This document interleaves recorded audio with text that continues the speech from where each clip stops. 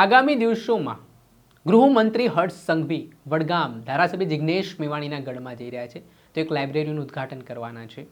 ત્યારે વડગામ આવી રહ્યા છે ગૃહમંત્રી, તેને લઈને કોંગ્રેસના ધારાસભ્ય જિગ્નેશ મેવાણીની આક્રમક પ્રતિક્રિયા સામે આવી છે, જ્યાં તેમણે ગૃહમંત્રી પાસેથી વચન માંગ્યું છે ને શું વાત કહી છે, વિગતે વાત કરીએ।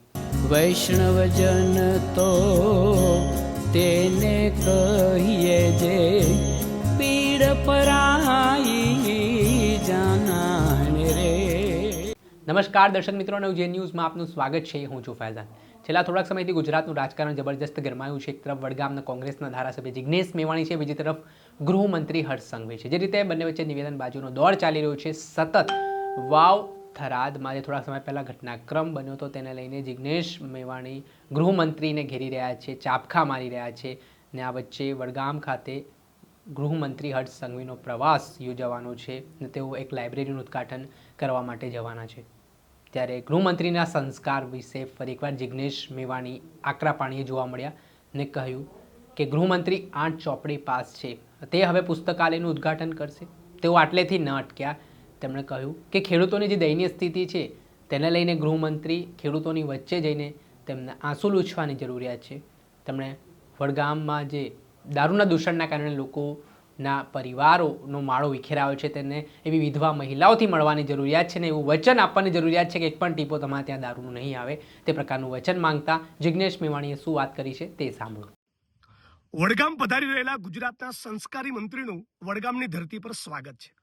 મને મળેલી માહિતી પ્રમાણે પોલીસ સ્ટેશનના ક્રીડાંગણ અને સાથોસાથ પુસ્તકાલયના ઉદ્ઘાટન માટે માનનીય ગૃહમંત્રી વડગામ પધારી રહ્યા છે। ત્યારે સમગ્ર ગુજરાતની જનતા અને વડગામના યુવાનો અને ખાસ કરીને વિદ્યાર્થીઓના મનમાં એક સવાલ થઈ રહ્યો છે કે 8 ચોપડી ભણેલો માણસ એ પુસ્તકાલયનું ઉદ્ઘાટન કરશે। તમે જે વિદ્યાર્થીઓને પુસ્તકાલયની દુનિયામાં લઈ જવાની વાત કરો છો, એમના મનમાં એવો સવાલ નહીં થાય કે ભાઈ તમે પોતે કેટલું ભણેલા છો? સવાલ નંબર 2, આ વિદ્યાર્થીઓને, આ યુવાનોને અને વડગામની જનતાના મનમાં એવો સવાલ ચાલી રહ્યો છે, સોશિયલ મીડિયામાં સતત લોકો પૂછી રહ્યા છે કે તમે એ જ માણસ છો ને જેણે થોડાક સમય પહેલા કોકના ટાંટિયા તોડવાની વાત કરી હતી? આ ટાંટિયા તોડવાની વાત કરનાર વ્યક્તિ એ નવી પેઢીના વિદ્યાર્થીઓને, યુવાનોને સંસ્કાર પીરસશે, એમને પુસ્તકાલયોની દુનિયામાં લઈ જવાની વાત કરશે। આ વડગામના લોકો સતત એક સવાલ પૂછી રહ્યા છે કે અમારા એના ખેડૂતોના દેવા ક્યારે માફ થશે? તમે નાયબ મુખ્યમંત્રી શ્રી વડગામ આવી રહ્યા છો તો વડગામની જનતાને જાહેરમાં વચન આપો કે આવતા 30 દિવસમાં વડગામ વિધાનસભાના એક ખેડૂતના, જગતના તાતના તમામ દેવા માફ થઈ જશે। પૂછો તો ખરા, કમોસમી વરસાદના કારણે 2-3 હજારનું નુકસાન થયું છે કે કેટલાક ખેડૂતોનું લાખોમાં નુકસાન થયું છે? એનો સવાલ તો જરા તમે પૂછો વડગામના ખેડૂતોને। ત્યાં જઈને દેવી પૂજક, માજી રાણા, દલિત, ઠાકોર, આ સમાજના મોહલ્લામાં જઈને એ તો પૂછો કે તમારી કેટલી બહેનો દારૂના કારણે વિધવા બની છે? આ વિધવા બહેનોની આંખના આંસુ કોઈ દિવસ જોયા છે? તમે આવો છો ને તો એ વચન આપતા જાઓ કે વડગામ વિધાનસભામાં ફરી કદી એક દારૂનું ટીપું નહીં વેચાય। જિગ્નેશભાઈ હોય ધારાસભ્ય કે ના હોય, આવી તમે બાંહેધરી આપો ને। બાજુમાં જ થરાદ આવ્યું, ત્યાં શિવનગરનો પણ આંટો મારજો। એ શિવનગરની બહેનો વડગામથી ખાસ દૂર નથી, ત્યાં પણ કહેજો કે ખરેખર તમારે ત્યાં હોમ ડિલિવરી થાય છે, એવી તમે જે વાત કરી એ વાત સાચી છે? મળતા તો આવો, પૂછો તો ખરા એ મા બાપને જઈને કે જેમના દીકરાઓનો ડ્રગ્સનો સ્ટોક નહીં મળવાના કારણે નર્મદાની કેનાલોમાં ઝંપલાવીને એમણે સુસાઇડ કર્યું। 25 વર્ષથી વડગામ વિધાનસભાના સર્વ સમાજના ખેડૂતો સતત બોલી રહ્યા છે કે નર્મદાના પાણી, નર્મદાના નીર મુક્તેશ્વર ડેમના કર્માવત તળાવમાં ક્યારે આવશે? એ તો અમે લડીને તમારી સરકારને ઝુકાવીને વિધાનસભામાં સતત બોલીને રજૂઆત કરીને તમારી સરકારને ફરજ પાડી છે, ખેડૂતોના આંદોલને ફરજ પાડી છે। બાકી 25 વર્ષ સુધી તમે વડગામની જનતાને તડપાવી છે નર્મદાના નીર માટે। હવે પાઇપો નાખી છે, કહેતા જાઓ કે કઈ તારીખ સુધીમાં ત્યાં નર્મદાના નીર મુક્તેશ્વર ડેમના કર્માવત તળાવમાં આવશે।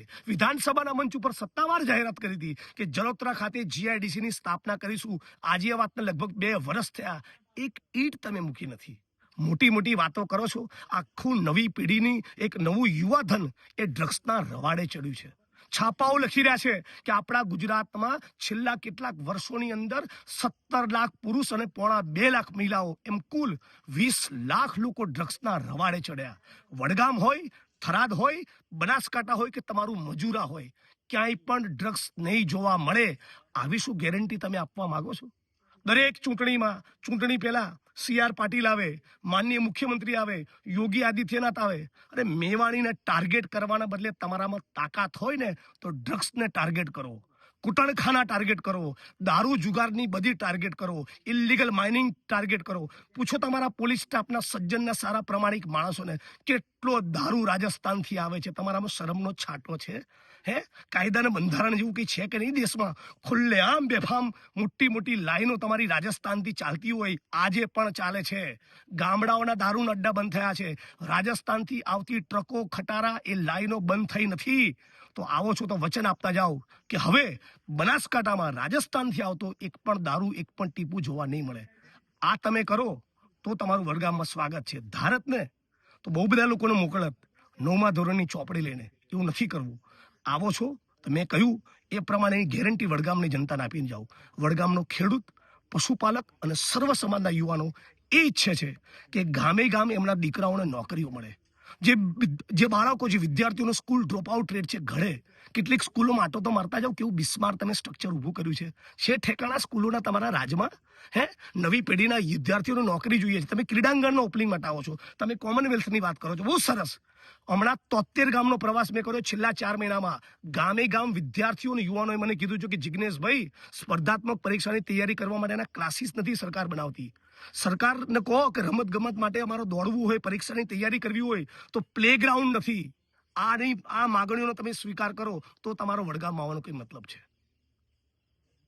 આપે સાંભળ્યા હતા વડગામના કોંગ્રેસના ધારાસભ્ય જિગ્નેશ મેવાણી. તેમણે જે કણમુક્તેશ્વર ડેમ છે તેમાં નવા નીર આવે, તેના ખેડૂતોને સિંચાઈની પાણીની સુવિધા મળે, વડગામના જે વિવિધ વિકાસના કામો છે તે માટે ગૃહમંત્રી ખુદ આમાં સહભાગી બને તે માટેની વાત કરી છે. ને જે રાજકારણ દારૂ અને ડ્રગ્સને લઈને ગરમાયું છે ને આ વચ્ચે તેમણે વાત કરી સંસ્કાર વિશે ફરી વાત કરતા રાજનીતિ તેજ બની છે. દર્શક મિત્રો, આવા જ નવા વિડીયો સાથે આપણે માહિતગાર કરતા રહીશું, એટલે નવજીવન ન્યૂઝ જોતા રહો. વૈષ્ણવજન તો તેને કહીએ જે પીડ પરાઈ.